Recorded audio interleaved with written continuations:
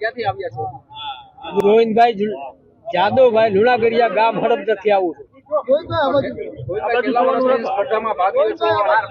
આ લોકડાઉન મોરે હતો 7, 8, 10 વર્ષ થઈ ગયા એને, અને પોરે હતો 21 લાડવા ખાધા. રોડે આવ્યો 21. કેટલા લાડવા ખાધા? 19 લાડવા ખાધા. કેટલા વર્ષથી ભાગ લીધો સ્પર્ધામાં? કિશોરભાઈ ની ખબર હોય, અને આ 2 વર્ષ બીજા. તમને આવડી મોટી ઉંમર છે, તમારું વજન નથી છતાં એટલો ખોરાક કઈ રીતે લઈ શકો છો? ખેતીનું કામ કરું છું એટલે. કઈ બીમારી કે એવું?